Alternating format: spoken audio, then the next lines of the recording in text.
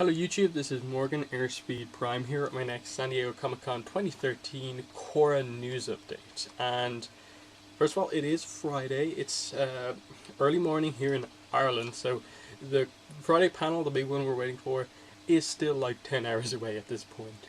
But I'm doing a video now because there was one bit of news last night that broke that I just had to do a video on because it's something I personally am so interested in. So I've got that to talk about, as well as some other information further hyping Friday at Comic Con. So that's mainly what this is going to cover. But anyway, getting straight into the news. The big piece of news that we got, which is always one of these things that happens. Before the panel, they release some big piece of news to go like, hey, we'll talk more about this at the panel. And in this case, last year what we got was the announcement of book 3 and 4 that was announced just before the panel. In this case, what we got from Wired.com was that we got our first look at the first ever Avatar. Now, we've known for some time that Book 2 Spirits is going to have 2 episodes that cover the origin of the Avatar and stuff like that. And the speculation was that we're going to get to see the first Avatar. But now we get confirmation of this, that yes, we actually know what the first Avatar looks like. We know his name, we know his voice actor, and a bit about his story. So let's go through it. First of all, let's look at the picture of him, which you can see here.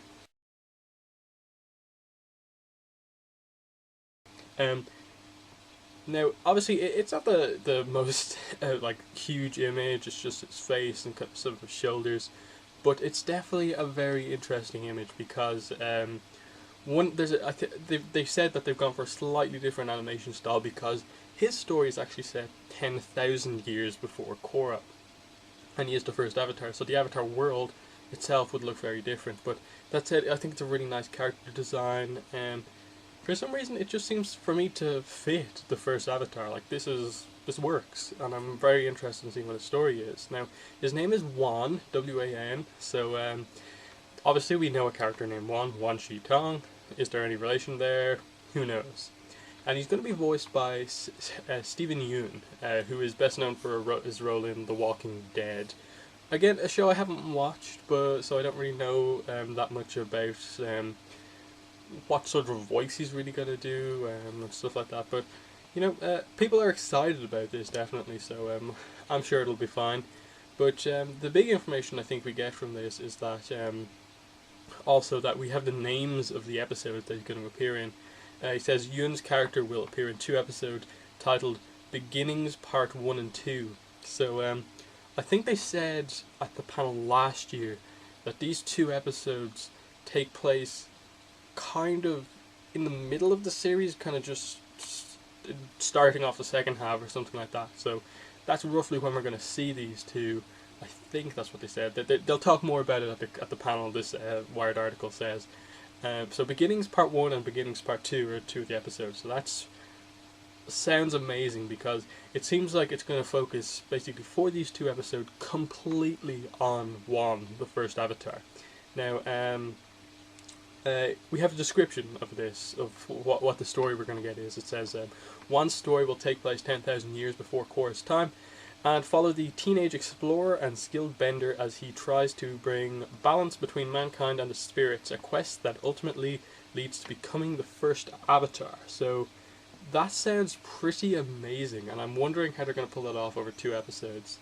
Like they did a pretty big story with regards to the Noatak, Tarlok, Yakone story in flashback and Avatar, so that was just like I'm pretty sure they did all that in like 7 minutes. The last third of Skeletons in the Closet. So if they devote pretty much all of 2 episodes to this story, it could be really good, I think. So I'm really excited about this. And then they said in terms of the creative style, to depict the world in Wan's time, the creative team drew inspiration from ancient and traditional East Asian ink wash paintings and woodblock prints for the environments and color palettes and stylizations of the elements. Now, one thing I want to bring up that's just kind of talking about this is one, first of all, the 10,000 years thing. Now, I'm going to bring up something from the show, and that is Avatar Roku's line from 116, The Deserter.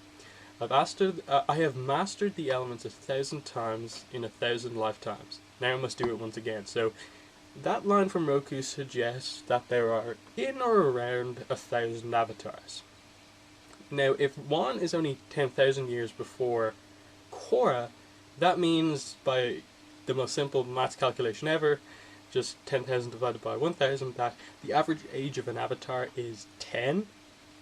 Something's wrong there. Now, I posted this in a news article on the site that, this seems a bit odd, and a lot of people were saying, no, it's just over exaggerated. Roku over exaggerated. The 10,000 years is probably rounded down. But it's still, do the maths on this. Even say that Roku's off by 20%, that means that, say, there's only 800 avatars or something like that. Say the 10,000 years ago is actually 12,000 years. That still only puts the average age at just over 11. Even if you halve the number of avatars that Roku says to 500 and leave the 10,000 years the same, that only puts the average age at 20, and at that stage it's just starting to get reasonable. So there's something slightly up there. Now, Avatar's done this before. There are two situations I've kind of noticed this in. One is a kind of continuity thing with Ko, I believe, in when he's talking to Aang in the end of book 1, says that he's still the face of someone an Avatar loved, obviously referencing Karuk and his wife Umi, and he said that took place a few hundred years ago. But because we know the age of a lot of the current avatars up to Karuk, you can actually calculate it, and it's off by 200-300 years or something like that. And the other one would be, if you actually track the Zuko family lineage and the Roku family lineage, because you can do it because you know the age of Roku and Zuko and stuff like that. If you do that, it seems like 20 years is missing somewhere there, because there's 100 and something years to only have 2 generations of family born. So there's been a few kind of timeline things like this in Avatar before. I'm wondering how they're going to cover this. I'm hoping that it's just that the 10,000 years was just something Wired mistook, that maybe it's 100,000 years. Because to make this in any way reasonable, that needs to be over 50,000 realistically, to make it work properly. Maybe a bit less if they lower the number of avatars, but something seems a bit odd here. The other thing I want to talk about is that it says he's a skilled bender. Now, I'm going to bring up the line from Avatar: The Last Airbender, the finale, actually the last episode, Avatar Aang. When Aang is energy bending, it says, the line turtle says, "In the era before the Avatar, we bent not the elements but the energy within." That kind of suggests that before the Avatar begun, there was no element bending, that there was only energy bending. So is one going to be an energy bender in the story, or something like that? That's, I think, the interesting thing here. Or is he going to be a bender of some form, and then that's where the Avatar comes from? Again, it's something we're going to find out. We're going to find out all of this kind of stuff in the episode. But right now, this is the speculation. I think this is the post on the site that's got the most comments, pretty much in the past year. Because people are speculating about this, energy bending, what is the origin of the Avatar, and all this stuff. So it's a fascinating piece of news, and I really wanted to devote a video to itself, so that's why I'm talking about it here at length. So yeah, I'm super excited for this. I'm wondering how they're going to deal with some pretty big continuity stuff. If they get this even slightly wrong, it could be pretty disastrous for their kind of continuity as a whole. So there's just something I noticed, yet my mind did instantly go to, that number seems a bit low, let me do some maths here and figure it out. It probably is just a complete over-exaggeration of the numbers. Wired could just have forgot a 0 at the end of that 10,000 number, but something seems up for me, definitely, but yeah. But moving on, there is actually some other news, and that is just further hyping the Comic-Con panel. I cannot remember if I mentioned this in my last video, but on Facebook, I think Nickelodeon mentioned that. No, it's actually Coronation who mentioned this. That after the panel today at 5 p.m. in San Diego, there's going to be a big Avatar Korra or something like that surprise. Now, they haven't said anything about it. No one's mentioned anything about something happening at 5. this means that we have the core panel at 11:15, which has a screening. It's going to show trailers, it's going to show concept art. The voice actors are going to talk about the show, that sort of stuff. There's multiple signings happening before 5. So what is happening at 5? What is this big surprise that they're not telling anyone about? Is it going to be another screening? Are they going to announce another Avatar comic?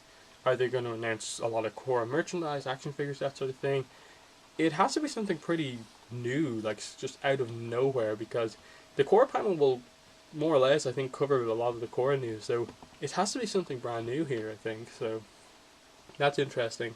And then Nickelodeon on Facebook mentioned that they will be putting up stuff online for fans who are not there, so online fans. So they mentioned that. They didn't say the exact details, but I would assume that hints that the trailer is definitely going up online.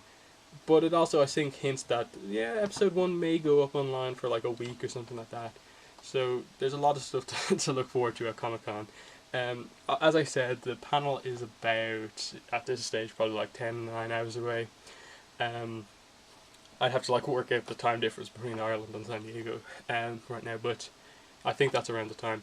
If you want to follow the panel as it's happening live, I will be doing a kind of live blog on the site of the panel where I'll be compiling news from a lot of sources that are kind of live blogging, live tweeting the panel. So it'll be one of those places to really come to where you'll see pretty much every piece of information. Like when images come out, I'll put up images. When videos come out, I'll put up videos, that sort of thing. Avatar: The Last Airbender online around the time the panel's starting. Definitely check it out. The post that I'll be updating live will be up a few hours before, so just so you know it's there. But other than that, that's the video. Comments below. What are your thoughts on the first Avatar, Wan? What are your thoughts on him? But thanks for watching this video, and bye.